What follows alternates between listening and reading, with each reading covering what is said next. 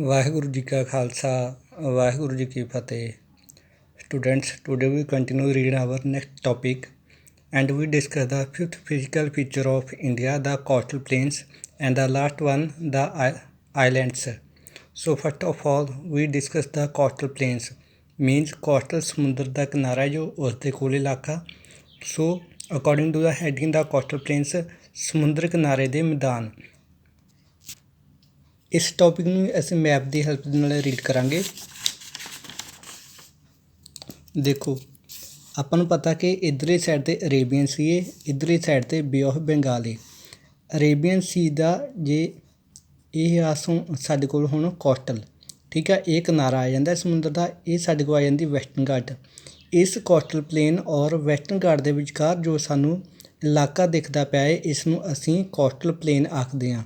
ਇਸ ਨੂੰ ਮਤਲਬ ਅਸੀਂ ਸਮੁੰਦਰੀ ਕਿਨਾਰੇ ਦੇ ਮੈਦਾਨੀ ਇਲਾਕੇ ਜਾਂ ਮੈਦਾਨੀ ਭਾਗ ਦੇ ਨਾਮ ਨਾਲ ਬੁਲਾਉਂਦੇ ਹਾਂ ਦੋਨੋਂ ਸਾਈਡ 'ਤੇ, ਠੀਕ ਹੈ। ਇੱਧਰਲੀ ਸਾਈਡ 'ਤੇ ਜਿਹੜਾ ਕਾਫੀ ਨੈਰੋ ਏਰੀਆ ਹੈ, ਇੱਧਰਲੀ ਸਾਈਡ 'ਤੇ ਬੇ ਆਫ ਬੰਗਾਲ ਵਾਲੀ ਸਾਈਡ ਔਰ ਈਸਟਰਨ ਘਾਟ ਦੇ ਵਿਚਕਾਰ ਕਾਫੀ ਵਾਈਡ ਏਰੀਆ ਮੌਜੂਦ ਹੈ ਸਾਡੇ ਕੋਲ।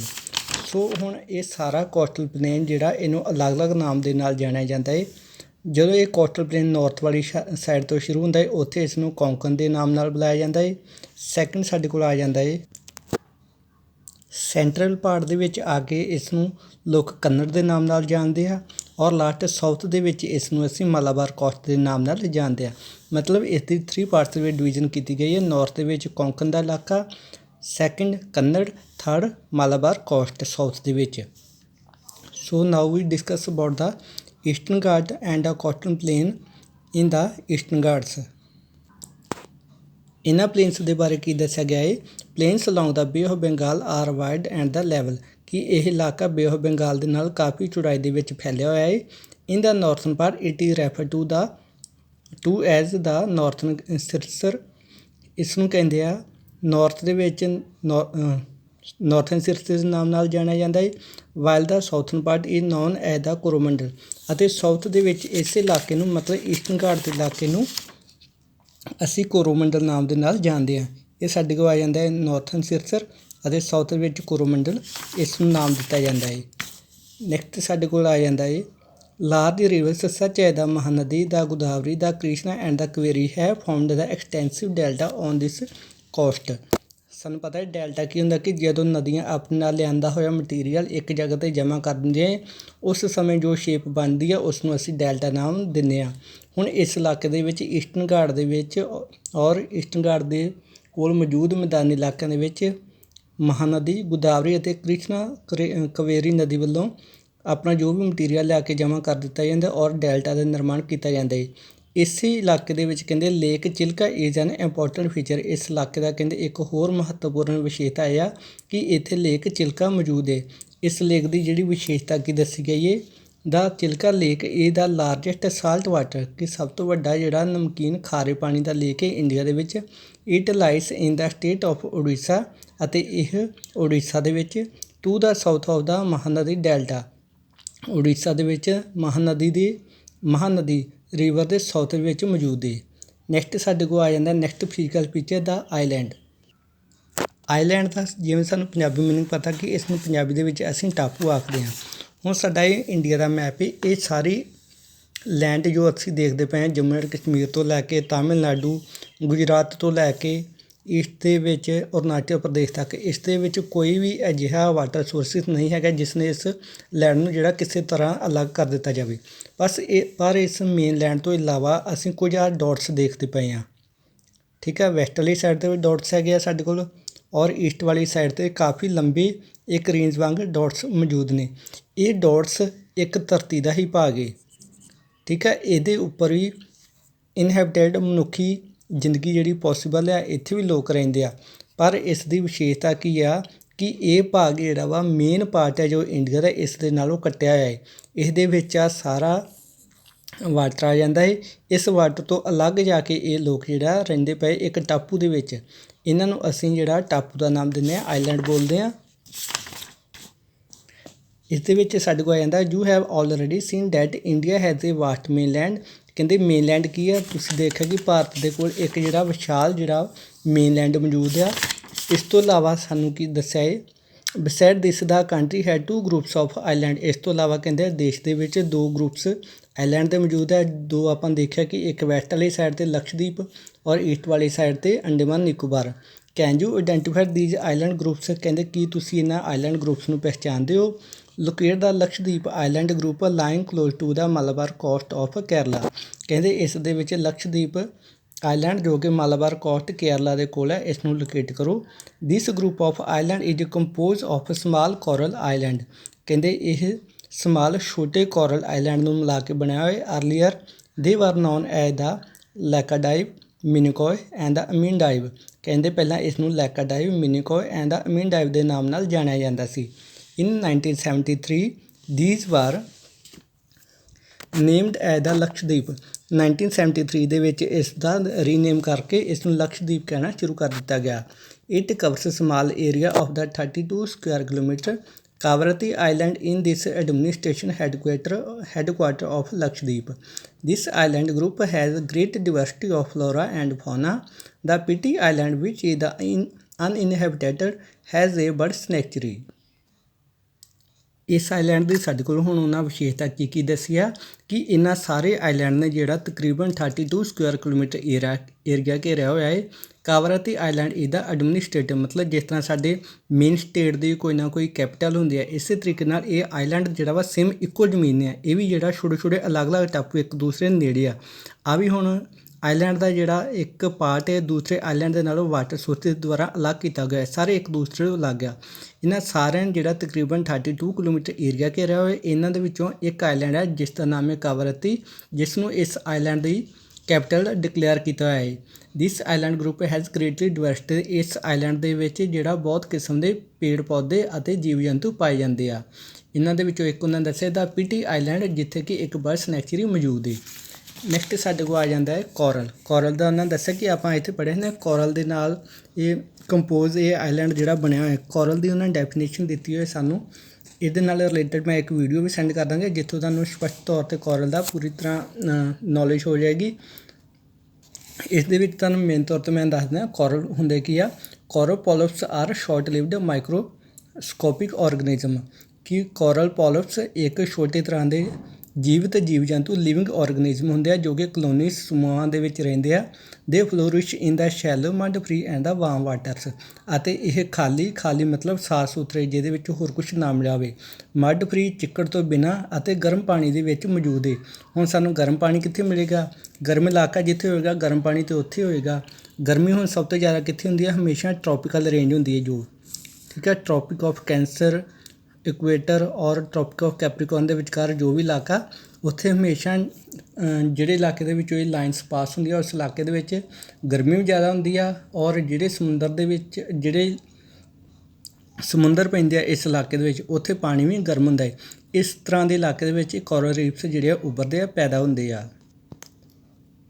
ਇਹ ਕੋਰਲ ਰੀਫਸ ਫਿਰ ਕੈਲਸ਼ੀਅਮ ਕਾਰਬੋਨੇਟ ਨੂੰ ਜਿਹੜਾ ਵਾ ਰਿਲੀਜ਼ ਕਰਦੇ ਛੱਡਦੇ ਆ, ਜਿਸ ਦੀ ਹੈਲਪ ਦੇ ਨਾਲ ਰੌਕਸ ਬਣਨੀਆਂ ਸ਼ੁਰੂ ਹੋ ਜਾਂਦੀਆਂ। The coral secretion and their skeletons from the coral deposit in the form of the reefs, ਅਤੇ ਇਹ ਕੋਰਲ ਸਿਕ੍ਰੇਸ਼ਨ ਮਤਲਬ ਇਹਨਾਂ ਜੋ ਵੀ ਕੈਲਸ਼ੀਅਮ ਕਾਰਬੋਨੇਟ ਛੱਡਿਆ ਜਾਂ ਜਦੋਂ ਮਰ ਜਾਂਦੇ ਆ ਇਹਨਾਂ ਦੇ ਜੋ ਪਿੰਜਰ ਬਣੇ ਰਹਿੰਦੇ ਆ ਉਹ ਇੱਕ ਰੀਫਸ ਦੇ ਸ਼ੇਪ ਦੇ ਵਿੱਚ ਇੱਕ ਦੂਸਰੇ ਉੱਪਰ ਜਮ੍ਹਾਂ ਹੋ ਜਾਂਦੇ ਆ। ਮਤਲਬ ਇੱਕ ਕੋਰਲ ਜਿੱਥੇ ਮਰਦਾ ਉਸ ਦੇ ਉੱਪਰ ਹੀ ਦੂਜਾ ਪੈਦਾ ਹੋ ਜਾਂਦਾ, ਫਿਰ ਤੀਜਾ ਚੌਥਾ, ਇਸ ਤਰ੍ਹਾਂ ਲਗਾਤਾਰ ਹਜ਼ਾਰਾਂ ਲੱਖਾਂ ਕੋਰਲਸ ਪੈਦਾ ਹੁੰਦੇ ਆ ਔਰ ਇੱਕ ਦੂਸਰੇ ਦੇ ਉੱਪਰ ਮਰ ਜਾਂਦੇ ਆ, ਜਿਸ ਦੇ ਨਾਲ ਇੱਕ ਰੌਕ ਦਾ ਰੂਪ ਧਾਰਨ ਕਰਨਾ ਸ਼ੁਰੂ ਕਰ ਦਿੰਦਾ ਇਹ ਸਾਰਾ material. They are mainly of the 3 kinds, ਇਹ ਕਹਿੰਦੇ 3 ਤਰ੍ਹਾਂ ਦੇ ਹੁੰਦੇ ਆ। Barrier reef, fringing reef and the atolls. The Great Barrier Reef of the Australia is a good example of the first kind of coral reefs, ਕਿ Australia ਦਾ barrier ਰੀਫ ਜਿਹੜਾ ਵਾ ਸਭ ਤੋਂ ਪਹਿਲਾਂ ਪਾਇਆ ਜਾਣ ਵਾਲਾ ਕੋਰਲ ਰੀਫ ਸੀ। ਅਟੋਲਸ ਆਰ ਦਾ ਸਰਕੂਲਰ ਔਰ ਦਾ ਹਾਰਸ ਸ਼ੂ ਸ਼ੇਪਡ ਕੋਰਲ ਰੀਫਸ, ਅਤੇ ਅਟੋਲ ਜਿਹੜੇ ਕੋਰਲ ਰੀਫਸ ਹੈ ਉਸ ਦੀ ਸ਼ੇਪ ਸਰਕਲ, ਗੋਲ ਅਤੇ ਘੋੜੇ ਦੇ ਪੈਰ ਵਰਗੀ ਹੁੰਦੀ ਹੈ। ਨੈਕਸਟ ਸਾਡੇ ਕੋਲ ਆ ਜਾਂਦੇ now you see the elongate chain of the island. Elongate ਲੰਬੀ, ਮਤਲਬ ਕਹਿੰਦੇ ਹੁਣ ਤੁਸੀਂ ਇੱਕ ਆਈਲੈਂਡ ਦੀ ਲੰਬੀ ਲੜੀ ਜਿਹੜੀ ਆ ਬੇ ਆਫ ਬੰਗਾਲ ਦੇ ਵਿੱਚ ਦੇਖੋਗੇ। These are the Andaman and the Nicobar island. ਇਹਨਾਂ ਆਈਲੈਂਡਸ ਨੂੰ ਕਹਿੰਦੇ ਅਸੀਂ ਅੰਡੇਮਾਨ ਨਿਕੋਬਾਰ ਆਈਲੈਂਡ ਬੋਲਦੇ ਹਾਂ। They are bigger in size and the more numerous and the scattered, ਕਹਿੰਦੇ ਇਹ ਗਿਣਤੀ ਦੇ ਵਿੱਚ ਵੀ ਜ਼ਿਆਦਾ ਨੇ, ਕਈ ਜ਼ਿਆਦਾ ਆਈਲੈਂਡ ਦੇ ਸਮੂਹ ਨੂੰ ਅਸੀਂ ਮਿਲਾ ਕੇ ਆਈਲੈਂਡ ਪੂਰਾ ਇੱਕ ਟਾਪੂ ਤਿਆਰ ਕੀਤਾ ਹੈ ਜਾਂ ਇਸ ਨੂੰ ਨਾਮ ਦਿੱਤਾ ਹੋਇਆ ਹੈ। The entire groups of the island is divided into 2 broad categories. ਅਤੇ ਇਹ ਸਾਰਾ ਲੰਬਾ ਸਾਰਾ ਟਾਪੂ 2 ਭਾਗਾਂ ਦੇ ਵਿੱਚ ਡਿਵਾਈਡ ਕੀਤਾ ਜਾਂਦਾ ਹੈ। ਦ ਅੰਡੇਮਾਨ ਇਨ ਦਾ ਨਾਰਥ, ਅਤੇ ਉੱਪਰ ਜਿਹੜਾ ਨਾਰਥ ਵਾਲਾ ਇਸ ਨੂੰ ਅਸੀਂ ਅੰਡੇਮਾਨ ਬੋਲਦੇ ਹਾਂ, ਅਤੇ ਜੋ ਸਾਊਥ ਦੇ ਵਿੱਚ ਹੈ ਇਸ ਨੂੰ ਅਸੀਂ ਨਿਕੋਬਾਰ ਬੋਲਦੇ ਹਾਂ। These island group are one of great strategic importance for the country, ਕਿ ਇਹਨਾਂ ਆਈਲੈਂਡ ਦੀ ਸਾਡੇ ਦੇਸ਼ ਦੀ ਰਣਨੀਤੀ ਵਿੱਚ ਬਹੁਤ ਮਹੱਤਤਾ ਹੈ, ਬਹੁਤ ਸਾਡੇ ਲਈ ਇੰਪੋਰਟੈਂਟ ਹੈ। There is great diversity flora and fauna. Andaman Nicobar island ਦੇ ਵਿੱਚ ਵੀ ਕਈ ਤਰ੍ਹਾਂ ਦੇ ਜੀਵ ਜੰਤੂ ਅਤੇ ਪੇੜ ਪੌਦੇ ਪਾਏ ਜਾਂਦੇ ਆ। These islands lie too close to the equator and they experience equatorial climate and has a thick forest cover। ਅਤੇ ਇਸ ਆਈਲੈਂਡ ਨੂੰ ਅਸੀਂ ਜਦੋਂ ਲੈਟੀਟਿਊਡ ਲਾਈਨਸ ਦੇ ਅਕੋਰਡਿੰਗ ਦੇਖੀਏ, ਇਹ ਇਕੁਏਟਰ ਦੇ ਕੋਲ ਪਾਇਆ ਜਾਂਦਾ ਹੈ। ਇਸ ਕਰਕੇ ਇੱਥੇ ਇਕੁਏਟਰੀਅਲ ਜੋ ਮੌਸਮ ਇਕੁਏਟਰ ਦੇ ਕੋਲ ਹੁੰਦਾ ਹੈ ਉਹੀ ਮੌਸਮ ਇਹਨਾਂ ਵੱਲੋਂ ਐਕਸਪੀਰੀਅੰਸ ਕੀਤਾ ਜਾਂਦਾ ਹੈ। ਹੁਣ ਇਹ ਆਈਲੈਂਡ ਬਣਦੇ ਉਹਨਾਂ ਨੇ ਇੱਕ ਲਾਈਨ ਦਿੱਤੀ ਵਿੱਚ ਸਾਡੇ ਕੋਲ, The Andaman in the north and the Nicobar in the south, it is believed that these islands are an elevated portion of the submarine mountains। ਕਿ ਮੰਨਿਆ ਜਾਂਦਾ ਕਿ ਇਹ ਆਈਲੈਂਡ ਕੁਝ ਪਹਾੜੀਆਂ ਜਦੋਂ ਸਮੁੰਦਰ ਦੇ ਵਿੱਚ ਮਿਕਸ ਹੋ ਗਈਆਂ ਜਾਂ ਕੁਝ ਸਮੁੰਦਰ ਵਿੱਚ ਪਹਾੜੀਆਂ ਬਣੀਆਂ, ਉਹਨਾਂ ਦੇ ਸਿਖਰ ਆ, ਉਹਨਾਂ ਦਾ ਉੱਚਾ ਉੱਠਿਆ ਹੋਇਆ ਭਾਗ ਹੈ ਜਿਸ ਨੂੰ ਅਸੀਂ ਆਈਲੈਂਡ ਦੇ ਰੂਪ ਵਿੱਚ ਵਰਤ ਰਹੇ ਹਾਂ। ਨੈਕਸਟ ਸਾਡੇ ਕੋਲ ਆ ਜਾਂਦਾ ਹੈ India's only active volcano is found on the Barren Island in Andaman and Nicobar group of islands। ਕਹਿੰਦੇ ਭਾਰਤ ਦੇ ਵਿੱਚ ਇੱਕੋ ਇੱਕ ਐਕਟਿਵ ਵੋਲਕੈਨੋ ਆ, ਮਤਲਬ ਜੀਵਤ ਜਵਾਲਾਮੁਖੀ ਆ, ਜਿਸ ਨੂੰ ਅਸੀਂ ਬੈਰਨ ਆਈਲੈਂਡ, ਜੋ ਕਿ ਬੈਰਨ ਆਈਲੈਂਡ ਦੇ ਵਿੱਚ ਮੌਜੂਦ ਹੈ। ਬੈਰਨ ਆਈਲੈਂਡ ਵੀ ਅੰਡੇਮਾਨ ਨਿਕੋਬਾਰ ਆਈਲੈਂਡ ਦਾ ਇੱਕ ਪਾਰਟ ਹੈ। ਨੈਕਸਟ ਸਾਡੇ ਕੋਲ ਆ ਜਾਂਦਾ ਹੈ ਇਹ detailed account of the different physiographic units of the highland highlights the unique feature of each region. ਮਤਲਬ ਕਿ ਅਸੀਂ ਕਿਸੇ ਵੀ ਫਿਜ਼ੀਕਲ ਸ਼ੇਪ ਦੀ ਗੱਲ ਕੀਤੀ ਹੈ, ਹਿਮਾਲਿਆ ਦੀ ਗੱਲ ਕੀਤੀ ਹੈ, ਪਲੇਟੂ ਦੀ, ਨਾਰਥਰਨ ਪਲੇਨਸ ਦੀ ਗੱਲ ਕੀਤੀ ਹੈ, ਕੋਸਟਲ ਦੀ ਗੱਲ ਕੀਤੀ ਹੈ, ਜਾਂ ਅਸੀਂ ਡੈਜ਼ਰਟ ਦੀ ਗੱਲ ਕੀਤੀ ਹੈ। ਹਰੇਕ ਫਿਜ਼ੀਕਲ ਫੀਚਰ ਦੇ ਆਪਣੀਆਂ ਕੁਝ ਵਿਸ਼ੇਸ਼ਤਾਵਾਂ ਯੂਨੀਕ, ਉਸ ਦੇ ਵਿੱਚ ਕੁਝ ਅਲੱਗਤਾ ਪਾਈ ਜਾਂਦੀ ਹੈ ਜੋ ਕਿ ਸਾਡੇ ਵਾਸਤੇ ਇੰਪੋਰਟੈਂਸ ਰੱਖਦੀ ਹੈ। It would however be clear that each region complements the others and the makes the country richer in its the natural resources. ਕਹਿੰਦੇ ਇਹ ਪਤਾ ਲੱਗ ਜਾਂਦਾ ਹੈ ਕਿ ਹਰੇਕ ਫੀਚਰ ਮਤਲਬ ਮਾਊਂਟੇਨਸ ਜਿਹੜੀਆਂ ਪਲੇਟੂਸ ਮੈਦਾਨੀ ਇਲਾਕਿਆਂ ਦੀਆਂ, ਰਿਵਰਸ ਦੀਆਂ, ਮਤਲਬ ਹਰੇਕ ਫੀਚਰ ਇੱਕ ਦੂਸਰੇ ਦੇ ਉੱਪਰ ਡਿਪੈਂਡ ਕਰਦਾ ਅਤੇ ਇੱਕ ਦੂਸਰੇ ਦੀਆਂ ਲੋੜਾਂ ਪੂਰੀਆਂ ਕਰਦਾ ਹੈ, ਜਿਸ ਦੀ ਹੈਲਪ ਦੇ ਨਾਲ ਸਾਡਾ ਦੇਸ਼ ਨੈਚੁਰਲ ਰਿਸੋਰਸ ਦੇ ਵਿੱਚ ਅਮੀਰ ਹੁੰਦਾ ਹੈ। ਮਤਲਬ ਸਾਡੇ ਦੇਸ਼ ਦੇ ਵਿੱਚ ਕਾਫੀ ਤਰ੍ਹਾਂ ਦੇ ਨੈਚੁਰਲ ਰਿਸੋਰਸਿਸ ਪਾਏ ਜਾਂਦੇ ਆ। ਅਗਰ ਸਾਡੇ ਦੇਸ਼ ਦੇ ਵਿੱਚ ਇਕੱਲੀਆਂ ਮਾਊਂਟੇਨਸ ਹੋਣ, ਪਲੇਟੂਸ ਨਾ ਹੋਣ, ਪਲੇਨਸ ਇਲਾਕੇ ਨਾ ਹੋਣ, ਫਿਰ ਇਹਨਾਂ ਇਲਾਕਿਆਂ ਦੇ ਵਿੱਚ ਪਾਏ ਜਾਣ ਵਾਲੇ ਸੋਰਸਿਸ ਸਾਡੇ ਦੇਸ਼ ਵਿੱਚ ਮੌਜੂਦ ਨਹੀਂ ਹੋਣਗੇ। ਪਰ ਇਹ ਸਾਡੀ ਫੇਟ ਹੈ ਕਿ ਸਾਡੇ ਦੇਸ਼ ਦੇ ਵਿੱਚ ਹਰੇਕ ਤਰ੍ਹਾਂ ਦੇ ਫਿਜ਼ੀਕਲ ਫੀਚਰ ਹੋਣ ਦਾ ਕਰਕੇ ਹਰੇਕ ਤਰ੍ਹਾਂ ਦੇ ਮਿਨਰਲਸ ਔਰ ਨੈਚੁਰਲ ਸੋਰਸਿਸ ਅਵੇਲੇਬਲ ਆ। The mountains are the major source of the water. ਕਹਿੰਦੇ ਮਾਊਂਟੇਨ ਜਿਹੜਾ ਵਾ ਪਾਣੀ ਦਾ ਇੱਕ ਵੱਡਾ ਸਰੋਤ ਹੈ ਅਤੇ ਇੱਥੋਂ ਜੰਗਲ ਪ੍ਰਾਪਤ ਹੁੰਦੇ ਆ। The northern plains are the greeneries of the country. Bharat ਦੇ ਉੱਤਰੀ ਮੈਦਾਨਾਂ ਨੂੰ ਕਹਿੰਦੇ ਅਸੀਂ ਗ੍ਰੀਨਰੀਜ਼ ਆਫ ਦਾ ਕੰਟਰੀ ਕਹਿੰਦੇ ਹਾਂ, ਮਤਲਬ ਦੇਸ਼ ਦੇ ਅਨਾਜ ਭੰਡਾਰ ਕਹਿੰਦੇ ਹਾਂ, ਕਿਉਂਕਿ ਇੱਥੇ ਪਲੇਨ ਇਲਾਕਾ, ਮੈਦਾਨੀ ਇਲਾਕਾ ਔਰ ਉਪਜਾਊ ਇਲਾਕਾ ਹੋਣ ਦਾ ਕਰਕੇ ਸਾਰੇ ਦੇਸ਼ ਵਾਸਤੇ ਅਨਾਜ ਉਗਾਇਆ ਜਾਂਦਾ ਹੈ। ਮਤਲਬ ਬਹੁਤ ਸਾਰਾ ਅਨਾਜ ਉਗਾਇਆ ਜਾਂਦਾ ਜਿਸ ਦੇ ਨਾਲ ਸਾਰੇ ਦੇਸ਼ ਦੀਆਂ ਲੋੜਾਂ ਪੂਰੀਆਂ ਕੀਤੀਆਂ ਜਾ ਸਕਦੀਆਂ ਹੈ। ਦੇ provide the base for the early civilisation. ਕਹਿੰਦੇ ਇਸ ਨੇ ਅਰਲੀ ਸਿਵਲਾਈਜੇਸ਼ਨ ਮਤਲਬ ਪਹਿਲਾਂ ਉਭਰੀਆਂ ਸੱਭਿਅਤਾਵਾਂ ਦਾ ਬੇਸ ਜਿਹੜਾ ਇੱਥੋਂ ਬਣਾਇਆ। The plateau is a store house of the minerals. ਅੱਗੇ ਆਉਂਦੇ ਪਲੇਟੂਸ ਜੋ ਸਾਡੇ ਕੋਲ ਪਠਾਰ ਆ ਜਾਂਦੇ ਆ, ਇਸ ਦੇ ਵਿੱਚੋਂ ਸਾਨੂੰ ਬਹੁਤ ਤਰ੍ਹਾਂ ਦੇ ਮਿਨਰਲ ਪ੍ਰਾਪਤ ਹੁੰਦੇ ਆ। Which has played a crucial role in the industrialisation of the country. ਜੋ ਕਿ ਸਾਡੇ ਦੇਸ਼ ਦੇ ਉਦਯੋਗੀਕਰਨ ਦੇ ਵਿੱਚ ਬਹੁਤ ਵੱਡਾ ਰੋਲ ਪਲੇਅ ਕਰਦੇ ਆ। ਮਤਲਬ ਇੰਡਸਟਰੀਆਂ ਜੋ ਵੀ ਕੁਛ ਕੋਲੇ ਦੀ ਇੰਡਸਟਰੀ ਹੋ ਗਿਆ, ਲੋਹੇ ਦੀ ਹੈ, ਸਟੀਲ ਦੀ ਆ, ਡਾਇਮੰਡ, ਗੋਲਡ ਐਕਸੈਟਰਾ, ਇਹ ਸਾਰੇ ਮਿਨਰਲਸ ਸਾਨੂੰ ਪਲੇਟੂਸ ਦੇ ਕੋਲੋਂ ਮਿਲਦੇ ਆ। ਇਹਨਾਂ ਦੇ ਕੋਲੋਂ ਆਪਣਾ ਰॉ ਮਟੀਰੀਅਲ ਪ੍ਰਾਪਤ ਕਰਕੇ ਇੰਡਸਟਰੀਆਂ ਇੱਕ ਫਾਈਨਲ ਪ੍ਰੋਡਕਟ ਤਿਆਰ ਕਰਦੀਆਂ ਹੈ। The coastal region and the island group provide the sites for the fishing and the port activities. ਮਤਲਬ ਕੋਸਟਲ ਪਲੇਨਸ ਹੋਣ ਜਦੋਂ ਸਮੁੰਦਰ ਦੇ ਇਲਾਕਾ ਹੈ, ਇਸ ਇਲਾਕੇ ਦੇ ਵਿੱਚ ਖਾਸ ਕਰਕੇ ਫਿਸ਼ਿੰਗ ਐਕਟੀਵਿਟੀ ਜ਼ਿਆਦਾ ਹੁੰਦੀ ਆ। ਸਮੁੰਦਰ ਦੇ ਵਿੱਚੋਂ ਮੱਛੀਆਂ ਪਾਲਣ ਦਾ ਕੰਮ ਕਰਕੇ ਲੋਕ ਆਪਣੀਆਂ ਲੋੜਾਂ ਪੂਰੀਆਂ ਕਰਦੇ ਆ। Thus the diverse physical feature of the land have the immense. ਕਹਿੰਦੇ ਇਸ ਤਰ੍ਹਾਂ ਜਿਹੜਾ ਵਾ ਫਿਜ਼ੀਕਲ ਫੀਚਰ ਲੈਂਡ ਦੇ ਧਰਤੀ ਦੇ ਬੇਅੰਤ ਨੇ, ਕਈ ਤਰ੍ਹਾਂ ਦੇ ਫਿਜ਼ੀਕਲ ਫੀਚਰ ਹੈ। Future possibility of the development, ਅਤੇ ਜਿਸ ਦੇ ਅਨੁਸਾਰ ਭਵਿੱਖ ਵਿੱਚ ਫਿਊਚਰ ਵਿੱਚ ਹੋਰ ਵੀ ਡਿਵੈਲਪਮੈਂਟ ਵਿਕਾਸ ਹੋਣ ਦੀਆਂ ਸੰਭਾਵਨਾਵਾਂ ਮੌਜੂਦ ਨੇ। So this is the chapter for us. Still now we read about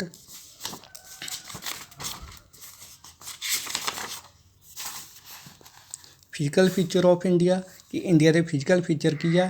ਕਿਸੇ ਦੇਸ਼ ਦੇ ਵਿੱਚ ਜੋ ਵੀ plains, mountain, desert, island etcetera ਮੌਜੂਦ ਹੈ ਉਹਨਾਂ ਨੂੰ ਅਸੀਂ ਉਸ ਦੇਸ਼ ਦੇ ਫਿਜ਼ੀਕਲ ਫੀਚਰ ਆਖਦੇ ਹਾਂ। ਇਹ ਫਿਜ਼ੀਕਲ ਫੀਚਰ ਬਣੇ ਕਿਸ ਤਰ੍ਹਾਂ, ਇਹਨਾਂ ਦੇ ਬਾਰੇ ਅਸੀਂ ਪੜ੍ਹਿਆ ਕਿ ਟੈਕਟੋਨਿਕ ਪਲੇਟਸ ਹੋਈਆਂ। ਟੈਕਟੋਨਿਕ ਪਲੇਟਸ ਥਿਊਰੀ ਬਾਰੇ ਪੜ੍ਹਿਆ ਸੀ, ਜਿਸ ਦੀ ਹੈਲਪ ਦੇ ਨਾਲ ਇਹ ਸਾਰੇ ਲੈਂਡਮਾਰਕਸ ਜਿਹੜੇ ਬਣ ਕੇ ਤਿਆਰ ਹੋਏ। ਉਸ ਤੋਂ ਅੱਗੇ ਅਸੀਂ ਗੋਂਡਵਾਨਾ ਲੈਂਡ ਬਾਰੇ ਪੜ੍ਹਿਆ ਸੀ ਕਿ ਆਹ ਕੁਛ ਕੌਂਟੀਨੈਂਟ ਪਹਿਲਾਂ ਇੱਕ ਹੀ ਹੁੰਦੇ ਸੀ, ਪਰ ਲਗਾਤਾਰ ਪਾਣੀ ਦੇ ਪ੍ਰਬੰਧ ਦਾ ਕਰਕੇ ਇਹਨਾਂ ਦੀਆਂ ਫੋਰਸ ਦੇ ਨਾਲ ਪਲੇਟਸ ਅਲੱਗ ਹੋ ਗਈਆਂ ਅਤੇ ਫਿਰ ਇਹ ਸਾਡੇ ਕੋਲ 7 ਕੌਂਟੀਨੈਂਟ ਬਣ ਕੇ ਸਾਹਮਣੇ ਆ ਗਏ। ਪਹਿਲਾਂ South America, South Africa, India, Russia ਔਰ ਆਸਟ੍ਰੇਲੀਆ, ਅੰਟਾਰਕਟਿਕਾ, ਇਹ ਸਾਰਾ ਇੱਕ ਹੀ ਕੌਂਟੀਨੈਂਟ ਹੀ, ਪਰ ਜਦੋਂ ਪਾਣੀ ਦੇ ਫੋਰਸ ਨੇ ਇਹਨਾਂ ਅਲੱਗ ਅਲੱਗ ਕਰ ਦਿੱਤਾ ਅਤੇ ਇਹ ਸਾਰੀਆਂ ਪਲੇਟਸ ਇੱਕ ਦੂਸਰੇ ਤੋਂ ਦੂਰ ਜਿਹੜੀਆਂ ਮੂਵ ਕਰ ਗਈਆਂ। ਫਿਰ ਅਸੀਂ ਰੀਡ ਕੀਤਾ ਕਿ ਹਿਮਾਲਿਆ ਪਰਬਤ ਜੇ ਕਿਵੇਂ ਬਣਿਆ ਕਿ ਇਹ ਪਲੇਟਸ ਜੋ ਮੂਵ ਕਰਦੀਆਂ ਰੂਸ਼ੀਆ ਦੀਆਂ ਪਲੇਟਸ ਦੇ ਨਾਲ ਟਕਰਾਈਆਂ ਅਤੇ ਉਹ ਪਲੇਟਸ ਭਾਰੀ ਹੋਣ ਦਾ ਕਰਕੇ ਇਹਨਾਂ ਪਲੇਟਸ ਦਾ ਟਕਰਾਉਣ ਦਾ ਜੋ ਮਟੀਰੀਅਲ ਟੁੱਟ ਕੇ ਉੱਪਰ ਨੂੰ ਉੱਭਰ ਗਿਆ, ਉਹਨਾਂ ਦੀ ਹੈਲਪ ਦੇ ਨਾਲ ਹਿਮਾਲਿਆ ਪਰਬਤ ਬਣ ਕੇ ਤਿਆਰ ਹੋ ਗਿਆ। ਨੈਕਸਟ ਅਸੀਂ ਹਿਮਾਲਿਆ ਪਰਬਤ ਦੇ ਬਾਰੇ ਪੜ੍ਹਿਆ ਸੀ, ਜੋ ਕਿ ਨਾਰਥ ਤੋਂ ਲੈ ਕੇ ਈਸਟ ਤੱਕ ਅਰੁਣਾਚਲ ਪ੍ਰਦੇਸ਼ ਤੱਕ ਫੈਲਿਆ ਹੋਇਆ, ਜਿਸ ਦੀਆਂ 3 ਰੇਂਜਸ 3 ਲੜੀਆਂ ਸੀ। ਪਹਿਲੀ ਸਾਡੇ ਕੋਲ ਹਿਮਾਦਰੀ, ਸੈਕਿੰਡ ਹਿਮਾਚਲ, ਥਰਡ ਸਾਡੇ ਕੋਲ ਆ ਜਾਂਦੀ ਸ਼ਿਵਾਲਿਕ। ਇਸ ਨੂੰ ਅਸੀਂ ਇਹਨਾਂ ਦੀ ਹਾਈਟ ਦੇ ਆਧਾਰ 'ਤੇ ਡਿਵਾਈਡ ਕੀਤਾ। ਪਹਿਲੀ ਸਾਡੇ ਕੋਲ ਹਿਮਾਦਰੀ ਆ ਜਾਂਦੀ, ਜਿਸ ਦੀ ਤਕਰੀਬਨ ਹਾਈਟ 6000 ਔਰ 6000 ਤੋਂ ਉੱਤੇ ਵਾਲੀਆਂ ਪਹਾੜੀਆਂ ਜਿਹੜੀਆਂ ਇਸ ਰੇਂਜ ਦੇ ਵਿੱਚ ਮੌਜੂਦ ਆ। ਸੈਕਿੰਡ ਹਿਮਾਚਲ, ਜਿਸ ਦੇ ਵਿੱਚ 3700 ਤੋਂ ਲੈ ਕੇ 4500 ਮੀਟਰ ਉੱਚੀਆਂ ਪਹਾੜੀਆਂ ਮੌਜੂਦ ਨੇ। ਔਰ ਥਰਡ ਸਾਡੇ ਕੋਲ ਰੇਂਜ ਆ ਜਾਂਦੀ, ਜਿਸ ਪਹਾੜੀਆਂ ਦੀ ਹਾਈਟ ਤਕਰੀਬਨ 900 ਤੋਂ ਲੈ ਕੇ 1100 ਮੀਟਰ ਤੱਕ ਹੀ। ਨੈਕਸਟ ਸਾਡੇ ਕੋਲ ਆ ਜਾਂਦਾ ਹੈ ਨਾਰਥਰਨ ਪਲੇਨ, ਮਤਲਬ ਮੈਦਾਨੀ ਇਲਾਕੇ ਜਿੱਥੇ ਅਸੀਂ ਰਹਿੰਦੇ ਪਏ ਹਾਂ, ਪੰਜਾਬ, ਹਿਮਾਚਲ। ਇਹਨਾਂ ਦੇ ਵਿੱਚ ਗੰਗਾ ਨਦੀ ਵੱਲੋਂ, ਇੰਦਸ ਨਦੀ ਵੱਲੋਂ, ਬ੍ਰਹਮਪੁੱਤਰਾ ਨਦੀ ਵੱਲੋਂ ਔਰ ਇਹਨਾਂ ਦੀਆਂ ਸਹਾਇਕ ਨਦੀਆਂ ਵੱਲੋਂ ਹਰ ਸਾਲ ਲਿਆ ਕੇ ਹੜ੍ਹਾਂ ਦੇ ਨਾਲ ਕੋਈ ਮਿੱਟੀ ਵਿਛਾ ਦਿੱਤੀ ਜਾਂਦੀ। ਕਈ ਮਿਲੀਅਨ ਸਾਲਾਂ ਤੋਂ ਬਾਅਦ ਇਹ ਮਿੱਟੀ ਦੀ ਪਰਤ ਇੱਥੇ ਜੰਮ ਕੇ ਹੌਲੀ ਹੌਲੀ ਇਹਨਾਂ ਇਲਾਕਿਆਂ ਨੇ ਇੱਕ ਮੈਦਾਨੀ ਇਲਾਕਿਆਂ ਦਾ ਰੂਪ ਧਾਰਨ ਕਰ ਲਿਆ। ਫਿਰ ਨੈਕਸਟ ਅਸੀਂ ਪੜ੍ਹਿਆ ਸੀ ਕਿ ਕਿਵੇਂ ਇਹਨਾਂ ਮੈਦਾਨੀ ਇਲਾਕਿਆਂ ਦੇ ਵਿੱਚ ਵਹਿੰਦੀਆਂ ਨਦੀਆਂ ਨੇ ਕਿਵੇਂ ਅਲੱਗ-ਅਲੱਗ ਦੁਆਬ, ਪੰਜਾਬ ਜਾਂ ਸਵੈਂਪੀ, ਕੁਛ ਦਲਦਲੀ ਇਲਾਕੇ ਜਿਹੜੇ ਉਹਨਾਂ ਦਾ ਨਿਰਮਾਣ ਕਰ ਦਿੱਤਾ, ਜਿਨ੍ਹਾਂ ਦੀ ਅਸੀਂ ਅੱਗੇ ਭਾਬਰ, ਤਰਾਈ ਦੇ ਇਲਾਕੇ ਆਦਿ ਪਾਰਟਸ ਦੇ ਵਿੱਚ ਡਿਵੀਜ਼ਨ ਕੀਤੀ ਸੀ। ਨੈਕਸਟ ਸਾਡੇ ਕੋਲ ਪੈਨੀਨਸੂਲਰ ਪਲੇਟੂਸ ਆ ਗਿਆ, ਮਤਲਬ ਸਾਡੇ ਸਾਊਥ ਦੇ ਵਿੱਚ ਜੋ ਪਾਰਟਸ ਹੈ ਪਠਾਰ ਹੈ, ਜੋ ਕਿ ਇੱਕ ਮਾਊਂਟੇਨ ਵਾਂਗ ਉੱਭਰੇ ਪਰ ਟੇਬਲ ਲੈਂਡ ਵਾਂਗ ਉੱਪਰੋਂ ਫਲੈਟ ਨੇ। ਇਸ ਦੇ ਬਾਰੇ ਰੀਡ ਕੀਤਾ ਸੀ, ਜਿਸ ਦੇ ਅਸੀਂ ਪੜ੍ਹੇ 2 ਪਾਰਟਸ ਹੈ। ਇੱਕ ਸੈਂਟਰਲ ਪਲੇਟੂ ਆ ਜਾਂਦਾ ਸਾਡੇ ਕੋਲ, ਨੈਕਸਟ ਸਾਡੇ ਕੋਲ ਆ ਜਾਂਦਾ ਸੈਕਿੰਡ ਦੈਕਸ਼ਨ ਪਲੇਟੂ। ਔਰ ਨੈਕਸਟ ਅਸੀਂ ਇੱਕ ਕੀਤਾ ਹੈ ਵੈਸਟਰਨ ਘਾਟ ਔਰ ਈਸਟਰਨ ਘਾਟ, ਮਤਲਬ ਜੋ ਇਲਾਕੇ ਇਹ ਸਾਡੇ ਕੋਲ ਮੌਜੂਦ ਨੇ ਪਠਾਰ ਦੇ ਕਿਨਾਰੇ, ਉਹਨਾਂ ਨੂੰ ਅਸੀਂ ਵੈਸਟਰਨ ਘਾਟ ਔਰ ਈਸਟਰਨ ਘਾਟ ਦੇ ਨਾਮ ਨਾਲ ਜਾਣਦੇ ਹਾਂ। ਨੈਕਸਟ ਅਸੀਂ ਇੰਡੀਅਨ ਡੈਜ਼ਰਟ ਬਾਰੇ ਪੜ੍ਹਿਆ ਸੀ, ਰਾਜਸਥਾਨ ਦੇ ਵਿੱਚ ਹੈ ਕਿ ਇਹ ਡੈਜ਼ਰਟ ਕਿਉਂ ਬਣਿਆ। ਅਰਾਵਲੀ ਪਰਬਤ ਪੈਰਲਲ ਜਾਂਦਾ ਹੈ ਨਾਰਥ ਵਾਲੀ ਸਾਈਡ ਨੂੰ ਔਰ ਇੱਧਰੋਂ ਹੀ ਇੱਧਰਲੀ ਸਾਈਡ 'ਤੇ ਬੇ ਆਫ ਅਰੇਬੀਅਨ ਸੀ ਤੋਂ ਆਉਣ ਵਾਲੀਆਂ ਹਵਾਵਾਂ ਚੱਲ ਜਾਂਦੀਆਂ, ਜਿਸ ਦੇ ਨਾਲ ਆਪਸੀ ਟਕਰਾਅ ਨਹੀਂ ਹੁੰਦਾ ਔਰ ਇਹ ਹਵਾਵਾਂ ਇਸ ਇਲਾਕੇ ਦੇ ਵਿੱਚ ਵਰਖਾ ਨਹੀਂ ਕਰਦੀਆਂ, ਜਿਸ ਨਾਲ ਇਸ ਇਲਾਕੇ ਦੇ ਵਿੱਚ ਰੇਤਲੇ ਪਹਾੜ ਬਣ ਗਏ, ਮਤਲਬ ਇਹ ਇਲਾਕਾ ਰੇਤਲਾ ਬਣ ਗਿਆ, ਸੁੱਕਾ ਰਹਿ ਗਿਆ। ਇੱਕ ਨੈਕਸਟ ਅਸੀਂ ਪੜ੍ਹਿਆ ਕੋਸਟਲ ਪਲੇਨ, ਮਤਲਬ ਵੈਸਟਰਨ ਘਾਟ ਔਰ ਸੀ ਦੇ ਵਿਚਕਾਰ, ਅਰੇਬੀਅਨ ਸੀ ਦੇ ਵਿਚਕਾਰ ਜੋ ਇਲਾਕਾ ਹੈ ਉਸ ਨੂੰ ਅਸੀਂ ਕੋਸਟਲ ਪਲੇਨ ਦੇ ਨਾਮ ਨਾਲ ਜਾਣਦੇ ਹਾਂ। ਸੈਕਿੰਡ ਸਾਈਡ 'ਤੇ ਬੇ ਆਫ ਬੰਗਾਲ ਔਰ ਈਸਟਰਨ ਘਾਟ ਦੇ ਵਿਚਕਾਰਲੇ ਇਲਾਕੇ ਨੂੰ ਅਸੀਂ ਈਸਟਰਨ ਕੋਸਟਲ ਪਲੇਨ ਦੇ ਨਾਮ ਨਾਲ ਜਾਣਦੇ ਹਾਂ। ਨੈਕਸਟ ਲਾਸਟ ਅਸੀਂ ਪੜ੍ਹਿਆ ਹੈ ਦਾ ਆਈਲੈਂਡਸ, ਕਿ ਸਮੁੰਦਰ ਦੇ ਵਿੱਚ ਕੁਝ ਮੇਨ ਲੈਂਡ ਤੋਂ ਦੂਰ ਜਾ ਕੇ ਧਰਤੀ ਕੁਝ ਪਾਰਟਸ ਉੱਭਰੇ ਹੁੰਦੇ ਨੇ, ਜੋ ਕਿ ਕੋਰਲ ਰੀਫ ਦੀ ਹੈਲਪ ਦੇ ਨਾਲ ਜਾਂ ਅੰਡਰ ਸੀਜ਼ ਕੋਈ ਮਾਊਂਟੇਨ ਦੀ ਹੈਲਪ ਦੇ ਨਾਲ ਉੱਭਰ ਜਾਂਦੇ ਆ, ਇਹਨਾਂ ਨੂੰ ਅਸੀਂ ਆਈਲੈਂਡ ਬੋਲਦੇ ਹਾਂ। ਸੋ ਲਾਸਟ ਇੱਕ ਟੌਪਿਕ ਆਪਾਂ ਕੀਤਾ ਕਿ ਇਹਨਾਂ ਸਾਰੇ ਫਿਜ਼ੀਕਲ ਫੀਚਰ ਇਹਨਾਂ ਦੀ ਕੋਈ ਨਾ ਕੋਈ ਵਿਸ਼ੇਸ਼ਤਾ ਹੁੰਦੀ ਆ, ਹਰੇਕ ਇੱਕ ਦੂਸਰੇ ਦਾ ਪੂਰਕ ਹੈ, ਇੱਕ ਦੂਸਰੇ ਦੀਆਂ ਲੋੜਾਂ ਪੂਰੀਆਂ ਕਰਦਾ ਹੈ। ਸੋ hop you understand the lesson, and if you have any kind problem you can ask me without any hesitation. If you not ask On the call you can send me message, send me the pic of the topic, and I explain you according to your choice on the written translation, on the voice message, or on the video again. So this is the exercise for you. Solve this exercise, and also for the fun or to check your internal knowledge, solve this activity. Solve this activity on your rough notebook and send me the pics of this activity within 1 or 2 days after the lecture. So thanks, have a nice day. Waheguru ji ਕਾ ਖਾਲਸਾ, ਵਾਹਿਗੁਰੂ ਜੀ ਕੀ ਫਤਿਹ।